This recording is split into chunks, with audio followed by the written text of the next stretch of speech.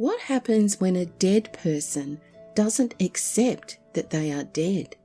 There is a phenomenon found in many cultures where the spirit or ghost of someone who has died continues to dwell in particular places where they spend a lot of time during their life. You might call this a haunting, but the presence of these spirits is not always menacing. Sometimes they are waiting for someone or something. Sometimes they just haven't found their way. And sometimes, as you'll discover in our last story, they just don't realise they are dead. Well, here are 2 stories from Japan of disquiet spirits. There was once a samurai living in poverty in Kyoto who was unexpectedly summoned to the service of a lord in a distant land. The samurai eagerly accepted the offer and, in his haste for wealth, swiftly abandoned his wife of many years with a promise that he would send her money. On his journey to the lord's estate, the samurai met a beautiful and wealthy woman.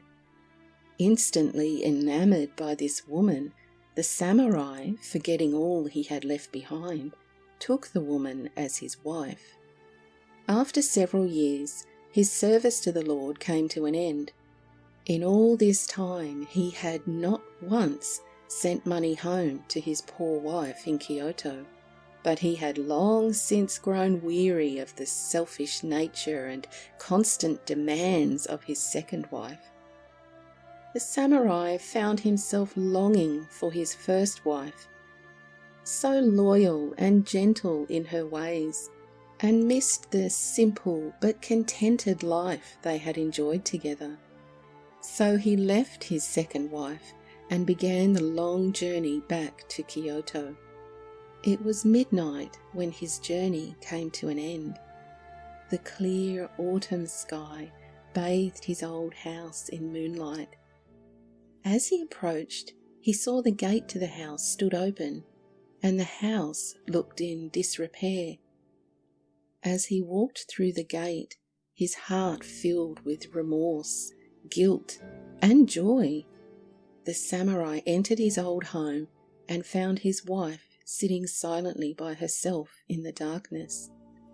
He stepped quietly toward her, and as she raised her eyes to see him, he knew at once that she held no anger or resentment in her heart for his mistreatment of her.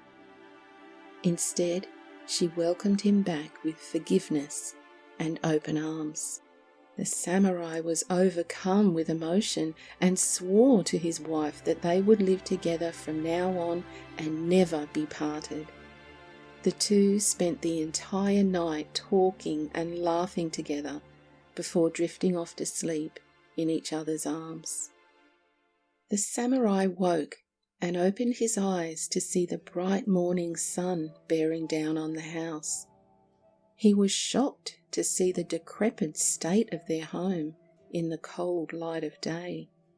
The roof was battered and the walls crumbling, and he felt cold, painfully cold.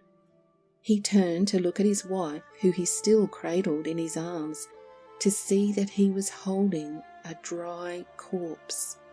Nothing but bits of flesh clinging to bones, and wrapped, shroud-like, in a mass of long black hair. Instinctively his arms released the aged corpse. He leapt to his feet and rushed to the neighbour's house in breathless horror. What happened to the woman who lived next door? Her, the neighbour replied. Oh, she was abandoned by her husband long ago, and died of an illness brought on by her sorrow. It was just this summer that she died. Because there was no one to care for her or give her a funeral, her body lies just where she died. I wonder how long she would have waited for him, and was it her intention to say goodbye to the man she loved? Or was it to make sure that he knew what he had done to her?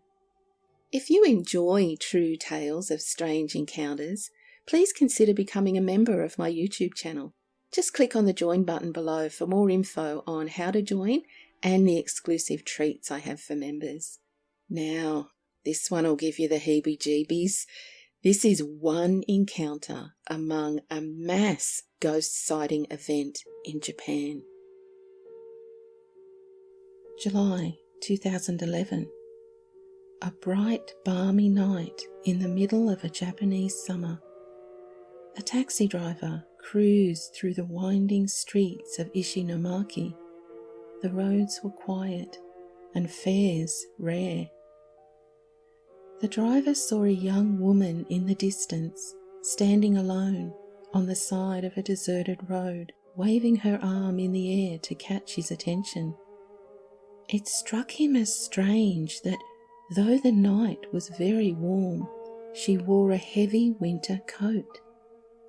He slowed the car and watched the woman carefully. As he pulled up to a stop, he saw that her hair was dripping wet. It hasn't rained for days, he thought, as the woman leaned in to open the back door of the taxi. "Can you take me to the Minamihama district?" she asked.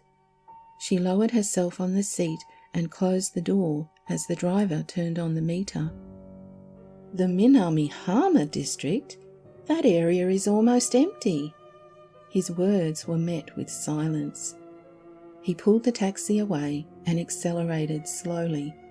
"Are you sure that's where you want to go?" he said. She paused in thought, then replied in a trembling voice, "Have I died?" Startled by her words, the driver quickly turned to find the back seat was empty. The young woman had vanished. His foot slammed down the brake, bringing the car to an abrupt stop. "Another ghost," he whispered as he gently stopped the meter. He knew they wandered the streets day and night, searching for their homes and families. The displaced, the disfigured, the drowned, behaving as they did before the tsunami devastated Ishinomaki, turning it into a wasteland of wreckage and grief. Sometimes they hailed a taxi to take them home, only there were no homes, just piles of rubble and debris. The man rested his forehead upon the steering wheel, sweat beading at the temples and moistening his cheeks. This had not been his first ghostly encounter, and it surely wouldn't be the last. You see, the taxi drivers of Ishinomaki, even though they are obliged to pay the fare for their phantom passengers, don't seem to mind. "It's not strange to see a ghost here," one said, "and if I encounter a ghost again, I will accept it as my passenger." Why do you think these spirits were lingering in the world of the living? Let's talk about it in the comments. And remember, it's a strange world. Keep your eyes and ears open. Cheerio!